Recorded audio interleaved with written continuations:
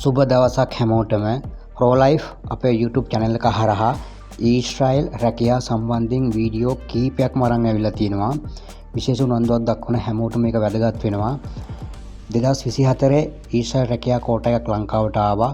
විශාල රැකියා සංඛ්‍යාවක් තියෙනවා එතන. මේ වීඩියෝ එකත් ඒ රැකියා සම්බන්ධයෙන්ම තමයි. ශ්‍රී ලංකා විදේශ සේවා නීති කාර්යාංශයේ වෙබ්සයිට් එකේ ඊශ්‍රායල් රැකියා සම්බන්ධයෙන් විශේෂ විස්තර සටහන් කරලා තියෙනවා. සයිට් එකට ලොග් වෙන විදිය මම වීඩියෝ කරලා තිනවා, කලින් වීඩියෝ කරලා තිනවා ඒ ගැන. ඒ වගේම වීඩියෝ ලින්ක් එකක් මම මේ ඩිස්ක්‍රිප්ෂන් බොක්ස් එකේ පහලින් දාලා තියන්නම්. මේ සයිට් එකට ලොග් වුණාට පස්සේ මෙන්න මේ ඉන්ටර්ෆේස් එකෙන් බලා ගන්න පුළුවන් ඔයාලට ඇනවුස්මන්ට් වල තියෙනවා ඊශ්‍රායල් රැකියා සම්බන්ධයෙන් විස්තර. ඒ වගේම තියෙනවා මේකේ අලුතින් මොනවා හරි පුවත් පළ කරලා තියෙනවා නම් ඒවත් ඕගොල්ලන්ට බලා ගන්න පුළුවන් මේ ලේටස්ට් නිවුස් වලට ගියා නම්. ඒ වගේම ගොඩක් විස්තර මේ සයිට් එක ඇතුලේ තියෙනවා අලුතෙන් යාවත් කාලින කරලා. මම මේ ලේටස්ට් නිවුස් වලත් බලා ගන්න පුළුවන් ඒකම ඕගොල්ලන්ට. මේ මෙතන පහලින් තියෙන announcement යටතේ තියෙන view all ගියා නම් එතනින් බලා ගන්න පුළුවන් ඔයාලට latest news ටික, announcement ටික. ඉතින් මේ construction and renovation vacancies in Israel කියලා 2025 අප්‍රේල් 10 තමයි මේක දාලා තියෙන්නේ. දැන් සතියකට විතර වැඩි.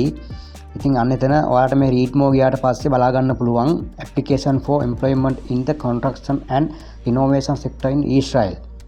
කියන්නේ ඉදිකිරීම ශේෂ්ත්‍රය සහ ප්‍රතිසංස්කරණ ශේෂ්ත්‍රයේ නැවත වරක් රැකියා එක ඕපන් කරලා තියෙනවා.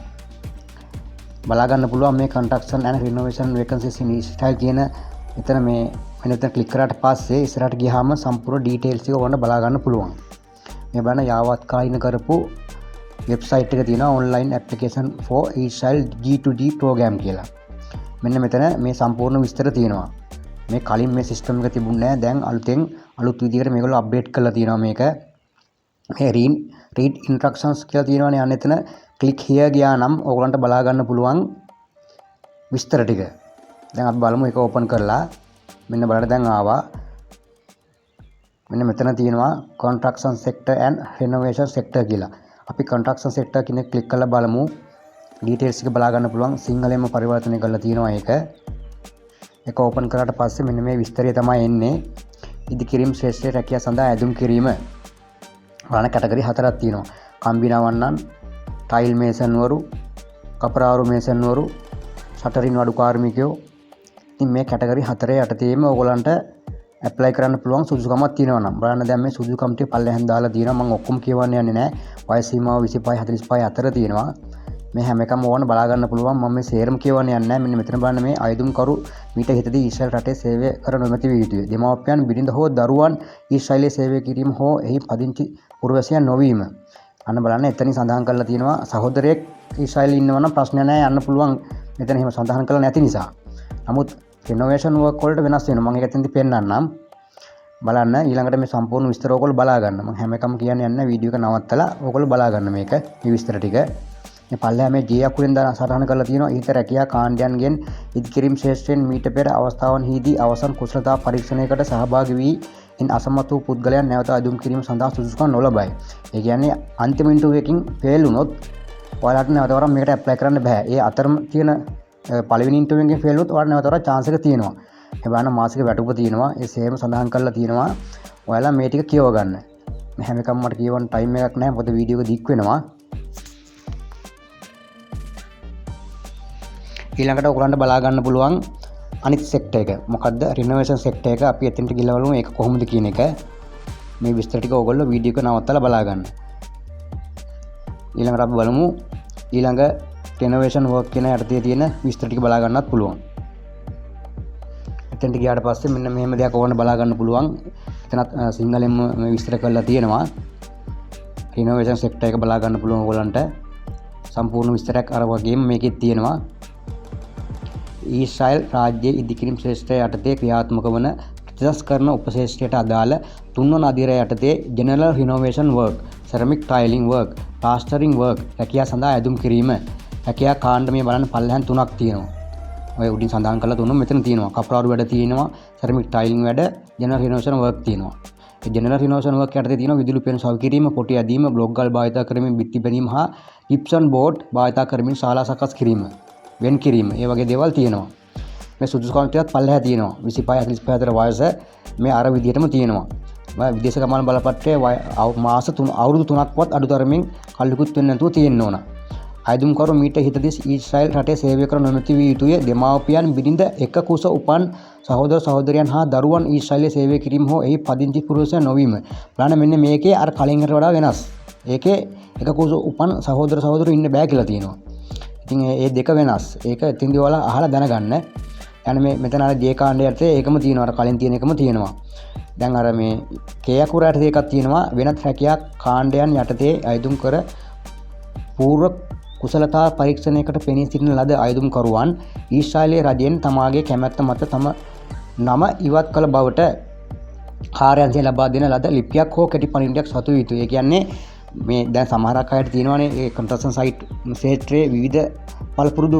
ඉතින් කලින් වෙනම රැකියාවකට ඇප්ලයි කරලා ඉවරලා දැන් අලුතෙන් එකකට දාන්න තියෙනවා නම් අර කලින් එක අනිවාර්යයෙන්ම ඔයගොල්ලෝ කැන්සල් කරන්න ඕනේ. එතන වියුමක් හරි ගන්න ඕනේ. එහෙම නැත්නම් කැන්සල් කරා කියලා කෙටි පණිවිඩයක් එනවා. ඒක හරි තියෙන්න ඕනේ. අන්න ඒක පෙන්නකොට පස්සේ මේ ඔයාලට පුළුවන් ඉන්ටර්විව් එකට සහභාගී වෙන්න. ඔය දේ තමයි මෙතනින් සඳහන් කරලා තියෙන්නේ. මේකෙත් මේ විස්තර ටික ඕගොල්ලෝ වීඩියෝ එක නවත්තලා බලා ගන්න. ලේසිනේ. එහෙම නැත්නම් සයිට් එකට ලොග් වෙලා සයිට් එකට ගිහිල්ලා සයිට් එකකින් බලා ගන්න පුළුවන් ඩවුන්ලෝඩ් කළාම මේ විස්තර ටික. වීඩියෝ එකේ ඇප්ලිකේෂන් ෆෝම් එක අපි ළඟට බලමු.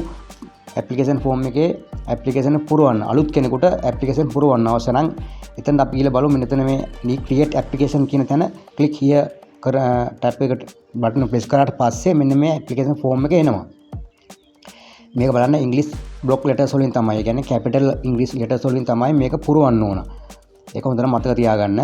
NIC නම්බර් එක, පාස්පෝර්ට් නම්බර් එක, date of birth උපන්දිනය මෙතන තියෙනවා. ස්ත්‍රී පුරුෂ භාවය එතනින් සඳහන් මේ මාක් කරන්න තියෙන මේල් කියලා. පිරිමි නම් මේල්නේ. ඊට පස්සේ ලාස්ට් නේම් එක යටතේ ඔයාගේ සම්පූර්ණ නම, ෆස්ට් නේම් එක යටතේ ඔයාගේ වාසගාමී නම ඊට තියෙනවා. මෙතන ෆාදර්ස් නේම් එක තියෙනවා. ඒක සඳහන් කරන්න පුළුවන්. මේ පාස්පෝර්ට් එක්ස්පයර් ඩේට් එක මේක අනිවාර්යයෙන්ම ඔයා සඳහන් කරන්නම ඕනි. ඊට පස්සේ මෙතන තියෙනවා මැරිටල් ස්ටේටස් එක. ඒ කියන්නේ විවාහක අවිවාහක බව සඳහන් කරන්න තියෙනවා. ඊළඟට මෙතන මේ පල්ලෙහාන් තියෙන්නේ contact details තියෙනවා. මොබයිල් නම්බර් එක සඳහන් කරන්න ඕනේ අනිවාර්යෙන්. ඔයාගේ වැඩ කරන මොබයිල් නම්බර් එක ඔයා ළඟ තියෙන එක පුද්ගලික එක. ඊළඟට මෙතන මේ තියෙනවානේ මේ get verification code කියලා.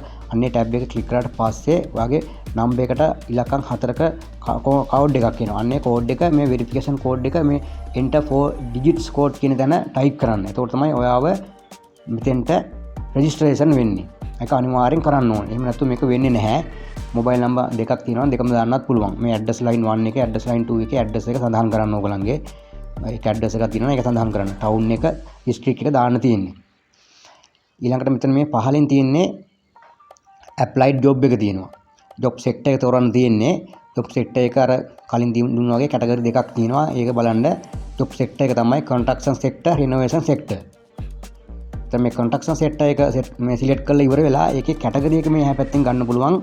බලන්න ඕපන් කරපුවම අයන් බාබෙන්ඩ, ටයිල් මේසන්, ප්ලාස්ටරින් මේසන්, ෂටරින් කාපෙන්ටර්ස්. මෙන්න මේ ටික මේ තමන්ගේ තියෙන සුසුකම අනුව එකක් ක්ලික් කරන්න තියෙන්නේ. ඊළඟට බලන්න මේ රිනෝවේෂන් සෙක්ටර් කියන එකේ ජෙනරල් රිනෝවේෂන් වර්ක්. අන්න එක ක්ලික් කරාට පස්සේ general renovation work, ceramic ටයිලින්, ප්ලාස්ටරින් work. ඔය ටික තමයි එන්නේ. උතනින් තෝරගන්න තියෙන තමන්ගේ කැටගරි එක. ඊළඟට මේ සබ්මිට් ඩීටේල්ස් කියන තැන ක්ලික් කරාට පස්සේ ඔයාව ඔටෝම මෙතෙන්ට සේව් වෙලා අප්ඩේට් වෙනවා. මේක තමයි මේ ප්‍රොසෙස් එක. මේ කරගන්න තියෙන්නේ මේ අලුතෙන් ලියාපදිංචි වෙන්න කැමති කෙනෙක් ඉන්නවා නම් සුසුකමක් තියෙනවා නම් මේ දේ කරගන්න ඔයාලා. ඉතින් එහෙම වුණොත් එම Tamanටත් අවස්ථාවක් තියෙනවා. දැන් මේ අලුතෙන් ආයෙ නැවත වරක් මේ කෝට එකේ ඉතිරි රැකියාටියත් ඕපන් කරලා තියෙන්නේ. මෙන්න මෙතන බලන්න මේ චෙක් ස්ටේටස් කියනවානේ. අන්න එතෙන්ට ගියාට පස්සේ මේ කලින් රෙජිස්ටර් වෙච්ච අයගේ මේ ඉන්ටර්විව් ගියා නම් හරි එහෙම නැත්නම් එක්සෑම් ෆේල් වෙලා නම් හරි ඔයා මොකක් හරි කැන්සල් කරා නම් මේක බලා ගන්න පුළුවන්. NIC නම්බර් එක, පාස්පෝර්ට් නම්බර් එක, රිෆරන්ස් නම්බර් එක ගහලා චෙක් ස්ටේටස් බටන් එක ක්ලික් කරාට පස්සේ ඔයාගේ ඩීටේල්ස් මේකේ තියෙනවද නැද්ද කියන බලා ගන්න පුළුවන් ඕගොල්ලන්ට. මම කැන්සල් කරපු කෙනෙක් නම් මෙතන පෙන්නන්නේ නැහැ. කැන්සල් කරා නම්. එතකොට නැවත වරක් ඇප්ලයි කරන්න පුළුවන්. ඒක ඕගොල්ලෝ පොඩ්ඩක් අධ්‍යයනය කරලා බලන්න. දන්නේ නැත්නම් ඒ ශාඛා කාර්යාලයකට හරි ගිහිල්ලා ඒක අහලා දැනගන්න. පළාත් කාර්යාලයකට හරි ගිහිල්ලා විදේශ සේවා නීති කාර්යාංශයේ. ඉතින් මේ වීඩියෝ එකෙන් ඔයාලා යම් කිසි දෙයක් ලබා ගන්න නැති කියලා හිතනවා. මේකට ඇප්ලයි කරන්න ඔයගොල්ලන්ට අවස්ථාවක් තියෙනවා නැවත වරක්. ඔන්න මේ අවුරුද්දේ තව ඉදිරියට රැකියාව එන්න නියමිතයි. අපි බලමු ඉස්සරහට එහෙම රැකියාව ආපුවම අලුතෙන් වීඩියෝ එකක් අරන් එන්නම්. එතකන් එහෙමනම් ගිහින් එන්නම්. හැමෝටම සුබ දවසක්.